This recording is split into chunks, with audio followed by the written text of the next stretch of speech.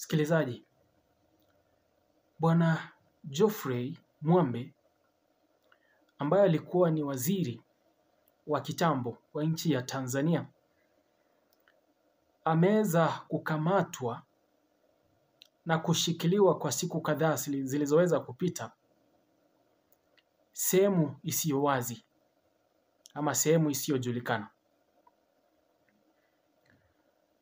Bwana Geoffrey Mwambe aliweza kutoweka na kushikiliwa na watu wasiojulikana sehemu isiyo wazi.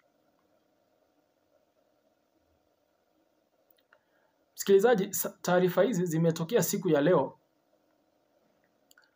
kutoka ya maeneo ya Kigamboni, Tanzania. Geoffrey Mwambe alikuwa ni waziri ambaye ameweza kustaafu. Hivyo si waziri katika serikali ya sasa, lakini ni waziri ambaye ameweza kustaafu. Katika taarifa ambayo imeweza kufika siku ya leo, inaweza kusoma hivi msikilizaji, kama anavyoweza kuipokea. Inasoma hivi: press release, Kigamboni, Tanzania. Kisha kifungu cha kwanza kikasoma: chanzo kinachotoa taarifa hii kinapenda kujulisha umma kwamba kimepokea taarifa za kweli zikihusu hali ya aliyewahi kuwa waziri Bwana Geoffrey Mwambe. Kwa mujibu wa taarifa hizo za awali, zinadai kuwa Mwambe amekamatwa na kushikiliwa kwa siku kadhaa katika mazingira yasiyo wazi, na kwamba kwa sasa anadaiwa kuwekwa katika eneo la Kigamboni, Dar es Salaam, Tanzania. Msikilizaji, sijui kama unanipata vizuri. Bwana Geoffrey Mwambe alikuwa ni waziri wa awali wa nchi ya Tanzania, na baada ya kutoweka kwa muda huo, ndio sasa taarifa zimeweza kufichuka kwamba Bwana Mwambe hapatikani. Lakini taarifa zilizoweza kutokea ambazo ni za kuaminika zimeweza kusema kwamba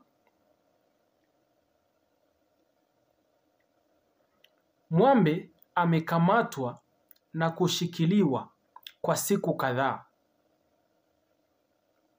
katika mazingira yasiyo wazi, na kwamba kwa sasa anadaiwa kuwekwa katika eneo la Kigamboni mjini Dar es Salaam. Kwa hivyo mpaka sasa ameshikiliwa katika maeneo ya Kigamboni pale Dar es Salaam na hajaweza kuruhusiwa kutoka. Lakini katika kifungu cha pili cha taarifa hii kinasoma hivi msikilizaji: taarifa hizo zinaendelea kuwa tukio hilo linahusishwa na mahojiano yanayodaiwa kuhusiana na tuhuma zinazoelekezwa kwa Bwana Emmanuel Nchimbi. Msikilizaji, kama unanipata, Bwana Emmanuel Nchimbi ni makamu wa rais wa nchi ya Tanzania. Ni msaidizi wa Samia Suluhu Hassan. Na taarifa hizi za kukamatwa kwa Bwana Mwambe zinahusishwa ama zinaelekezwa kwa Bwana Emmanuel Nchimbi. Hebu tujue kwa nini. Ikiwemo madai kuhusu nafasi yake ya kisiasa na mahusiano yake na baadhi ya viongozi wa Baraza la Maaskofu Katoliki Tanzania TEC. Unanipata msikilizaji? Taarifa hizi zimesema, taarifa hizo zinaeleza kuwa tukio hilo linahusishwa na mahojiano yanayodaiwa kuhusiana na tuhuma zinazoelekezwa kwa Bwana Emmanuel Nchimbi, ikiwemo madai kuhusu nafasi yake ya kisiasa na mahusiano yake ya baadhi ya viongozi wa Baraza la Maaskofu Katoliki Tanzania TEC. Kwa hivyo mpaka sasa tukio hili limeweza kuhusishwa na Bwana Emmanuel Nchimbi na Baraza la Maaskofu Katoliki Tanzania. Wameweza kuhusika katika tukio hili la utekaji wa Bwana Geoffrey Mwambe. Tuendelee kusoma msikilizaji.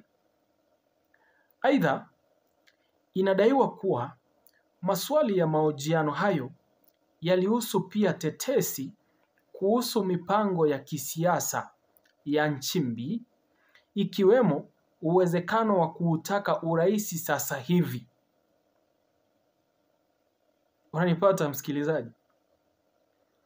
Uwezekano wa Bwana Nchimbi kuutaka urais sasa hivi na mipango ya kuwania urais kipindi cha kuelekea mwaka wa 2030.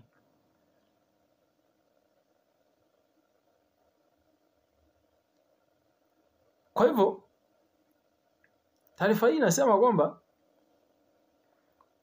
Bwana Nchimbi ameonyesha nia ya kuutaka urais sasa hivi na mipango ya kuwania urais kuelekea mwaka wa 2030.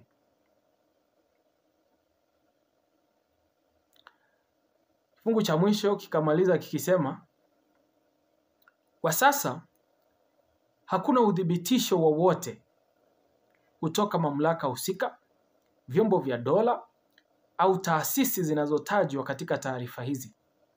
Tunasisitiza kwamba taarifa hizi ni za kweli na uhakika.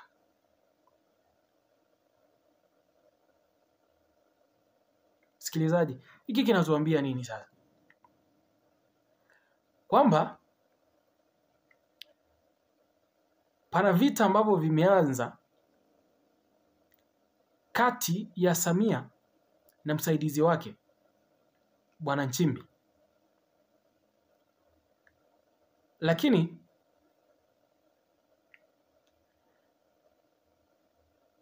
masuala haya yanafanyika kwa kufichika.